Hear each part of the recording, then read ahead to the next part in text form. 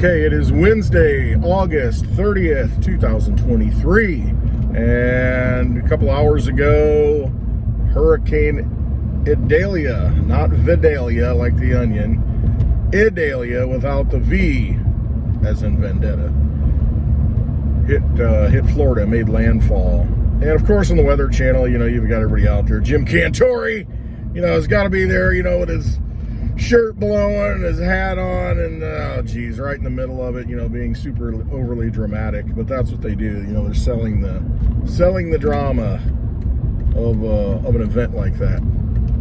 So they've got people stationed all over the place.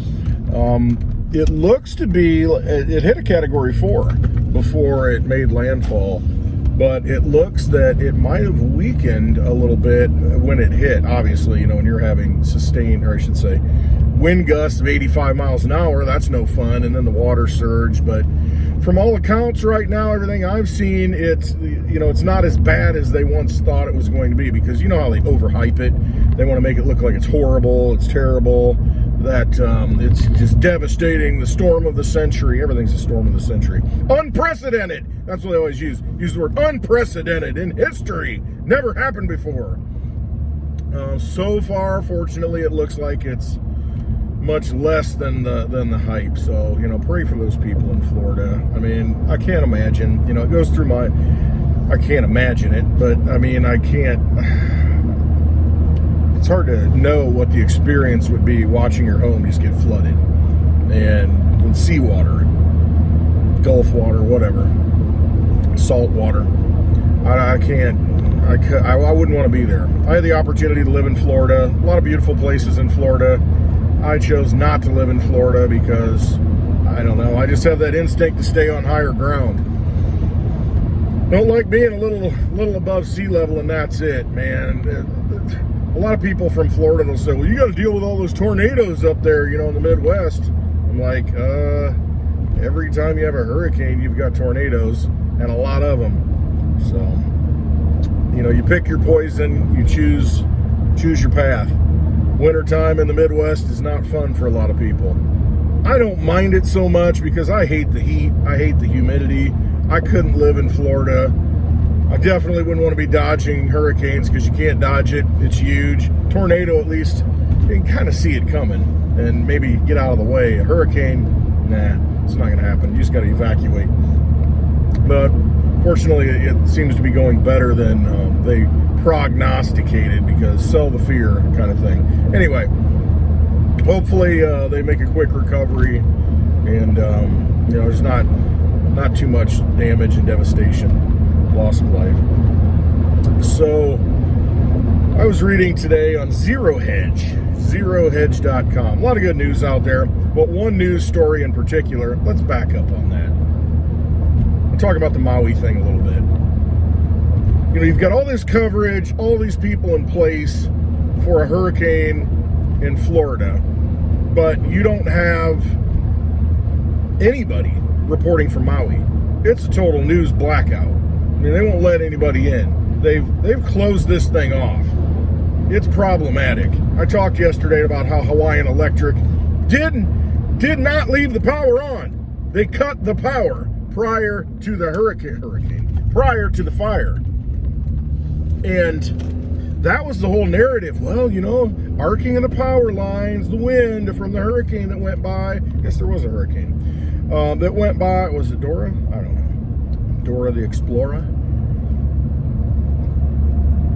But they're saying that, the power lines, they arced, this and that, and it caused fires. And, well, guess what? The power wasn't even on. So what's the narrative now? What caused it? I mean, there's a video out there going viral, from this real estate agent that's out there in Hawaii, boots on the ground. And there's a plot of land that's burned. It's like a perfect square, that looks like. The land is burned. Okay? And nowhere else around it is burned.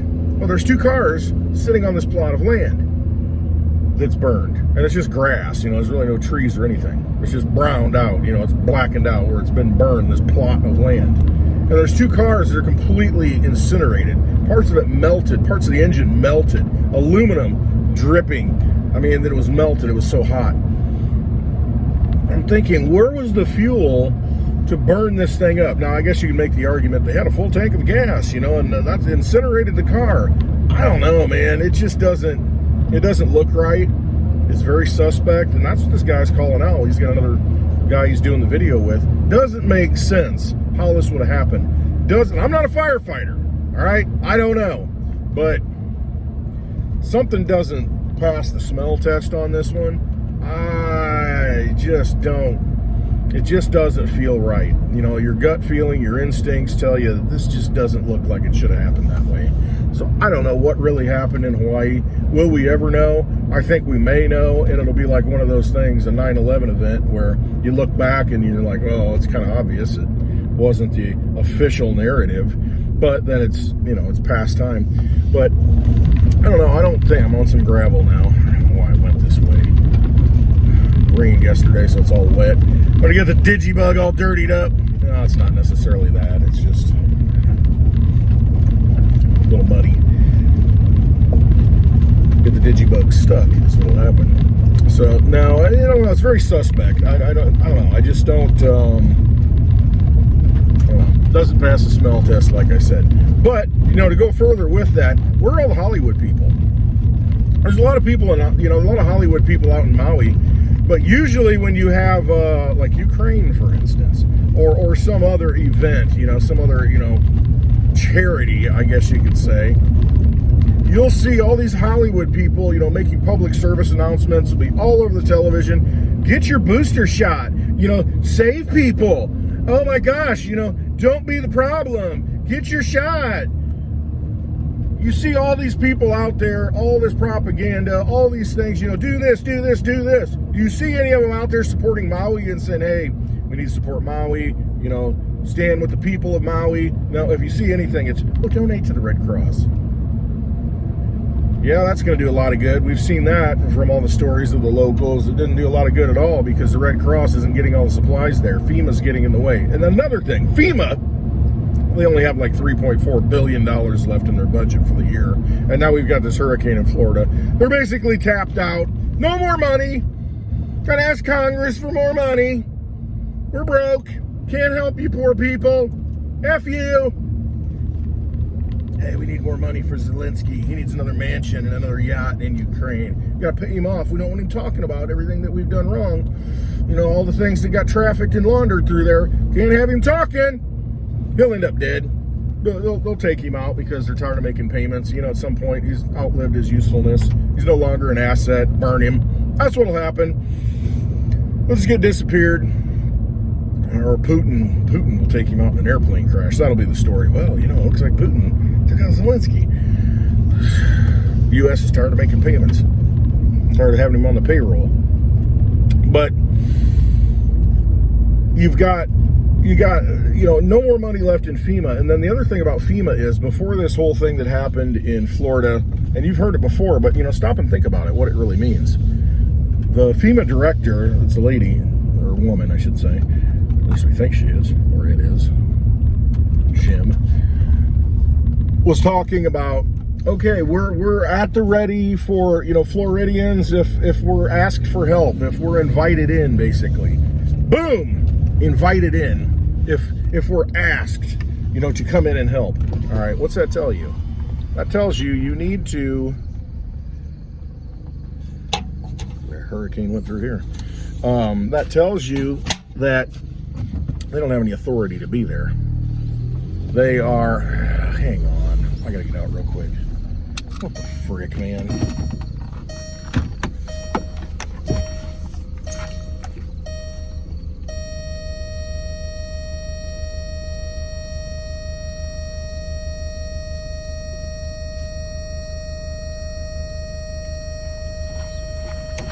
Sorry, red alert! Frickin' things get so many buzzards. Buzzers, not buzzards.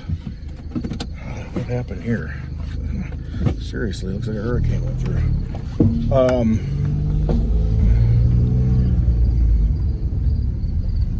Sorry. Take a look at this. Okay.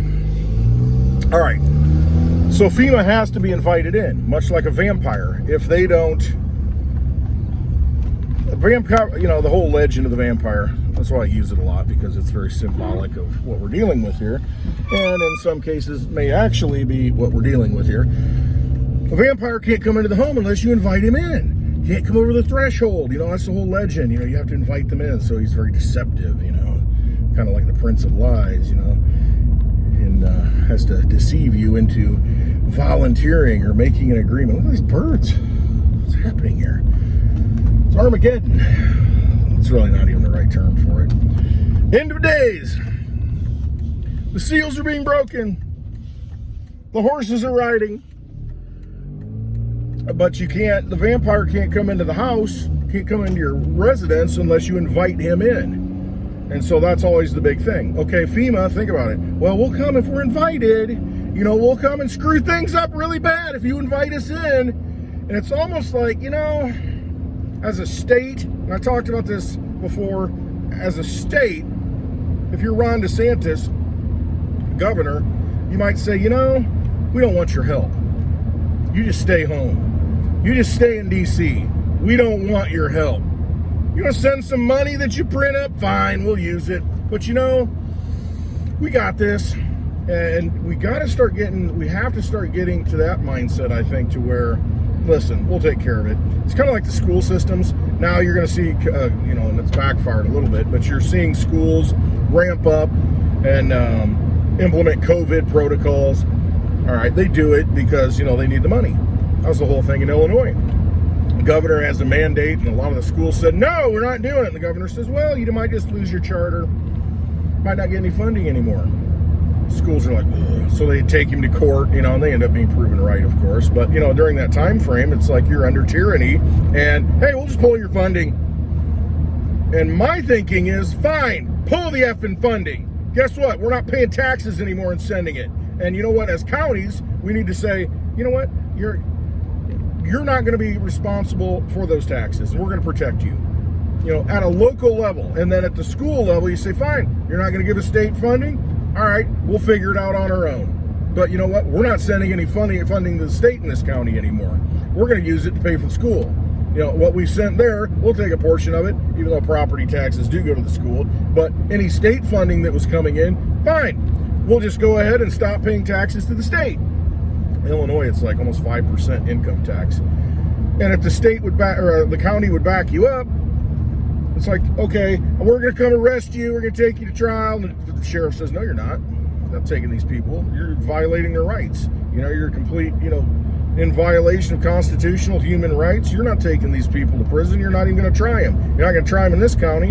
I'm not going to extradite them. You know, and that gets into a problem. And do you leave the county? And then you're in trouble. But I mean, you got to have that mindset of, listen, we're just going to take this stuff local. Fine, we'll just decentralize it again, because the central authority is the problem. Centralized money is the problem. Centralized power is the problem. And if we don't get away from that, if we don't start saying, no, I'm not participating anymore, no, FEMA, don't want you here. We're going to handle it. Don't want you here. And guess what? My state is no longer going to send in income tax to you. National government, you know, corporation out of D.C. I'm a governor, and guess what? We're not going to do that anymore because we don't want your services. And you start disconnecting, and you start becoming independent, and you get off that government trough, that vampire till, those casino chips that they produce. I know, easier said than done, Westwood, but that's how you have to start. You have to start, okay, what do we need to survive here in the state? What can we do? We produce things, you know, we get a lot of tourism, you know, we get a lot of money coming into the state. Do we have enough money to start disconnecting from the national government? Just saying, F it, I'm done. I'm just not playing the game anymore. And as a governor, you can take care of that. You can enforce that, you know, allow that to happen, I guess I should say, not necessarily enforce it, but allow people, hey, guess what? You don't want to support that system anymore. We don't want any help from that system anymore. Take your money and leave it here instead of sending it off there. They're vampires, and they just need permission to come into your lives, and we give them permission all the time. We've given them permission our entire lives, and, you know, contracted with them essentially and said, okay, yeah, let's play the game, go to work, you know, participate in Social Security, all this stuff that I'll never see. If I do, it'll be so debased that there's no purchasing power left in what I get. what I've paid in? Nothing. And it's just unsustainable. It's an unsustainable system. But meanwhile, you just continue to be a slave the whole time, all the time. Every time you go to work, every time you get that paycheck, and you look at it and you think, what am I getting in return for this?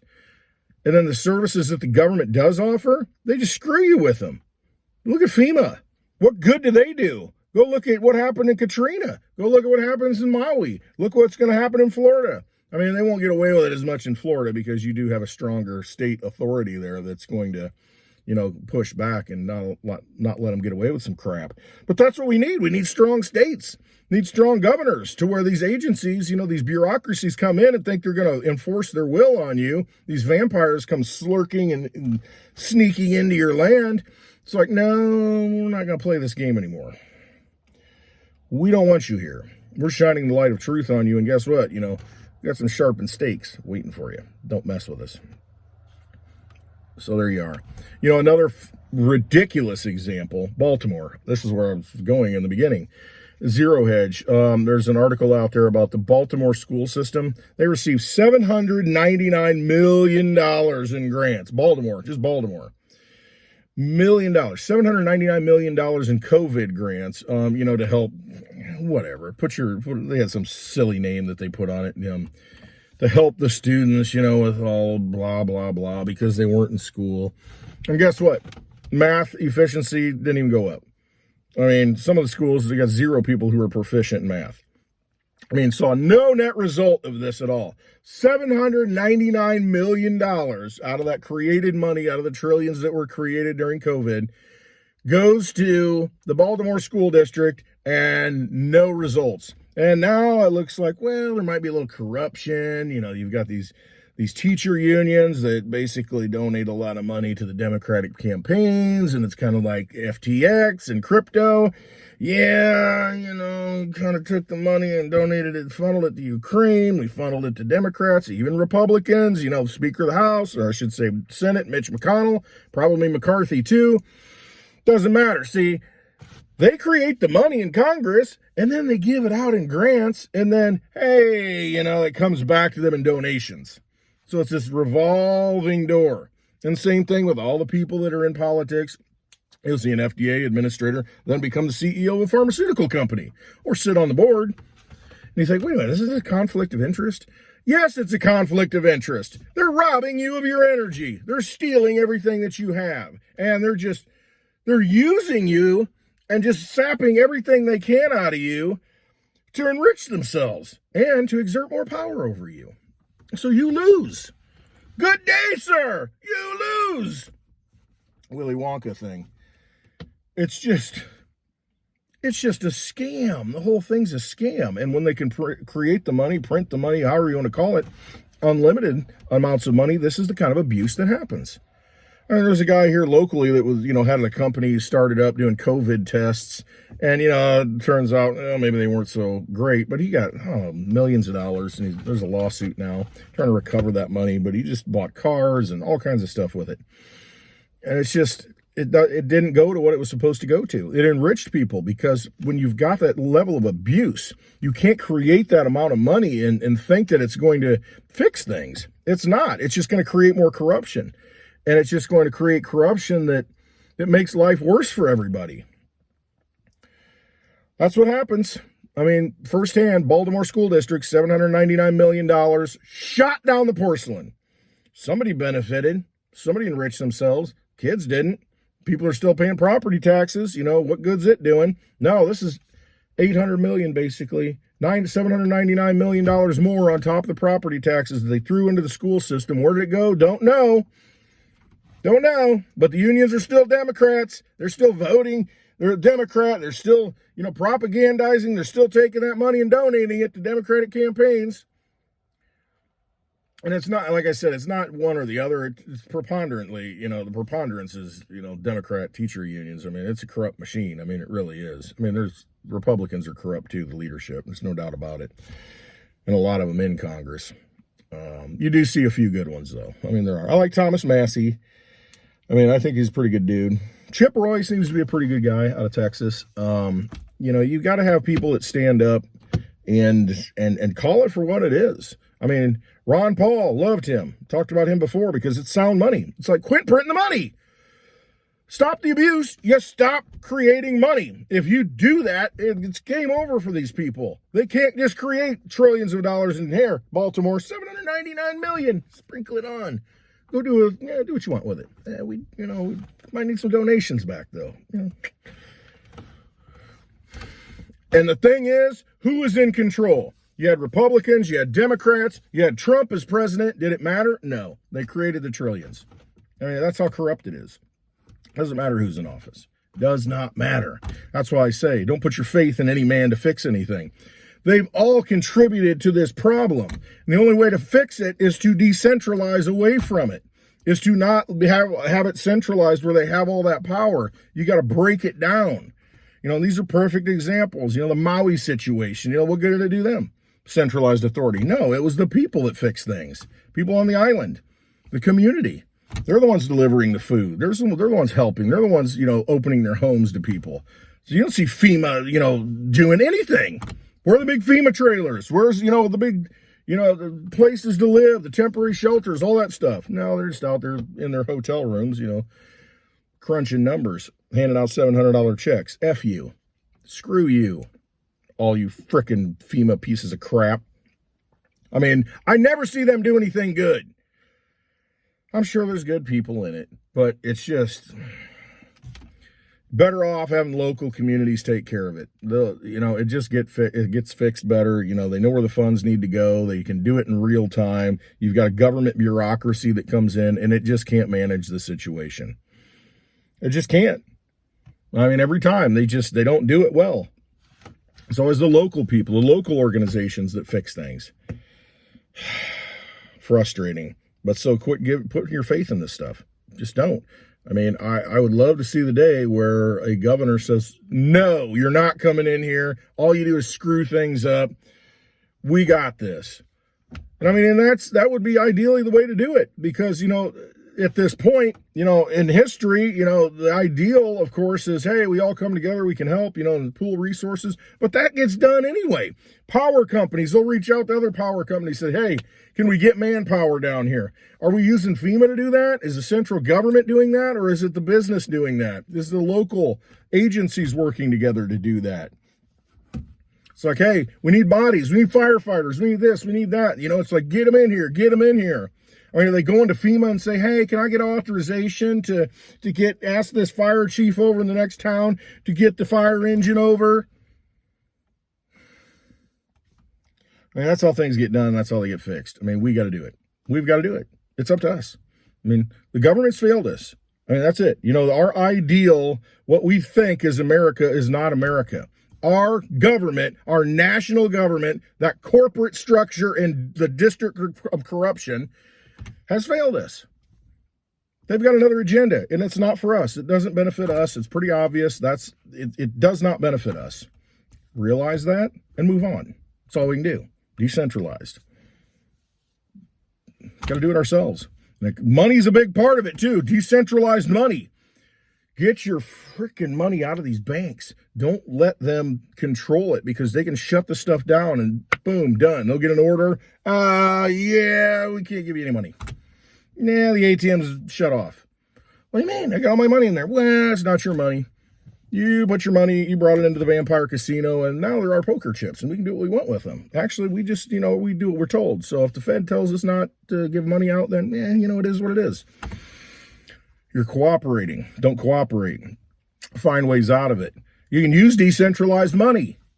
Only use that system as long as you have to until you find another way out. You've got decentralized money. You've got things like Litecoin, peer-to-peer electronic currency outside of a financial institution that anybody can send to me right now. I can send to anybody else. You got silver, God's money, gold. You've got these things. You've got other cryptocurrencies. Pick your one that you like. DigiByte, Bitcoin, whatever. I like Litecoin. Sound money for the digital age. You got to decentralize is really what it comes down to. And we've got to quit giving power to this vampire system, this corrupt vampire casino. Just got to stop. That's what it comes down to. All right. That's Wednesday with Westwood. Hope you have a wonderful day. I love you all. Gotta trust yourselves. I mean, that's really what it comes down to. You've got to trust yourself. Don't go through an intermediary. Don't be going through some guy in a black suit, black robe, whatever, in a box, telling him, what you're doing wrong, and that's in the way between you and God. Forget that. You got a red phone to God right now. You're part of it. You're part of the whole source. It's in you. You don't need anybody else. Get in the way.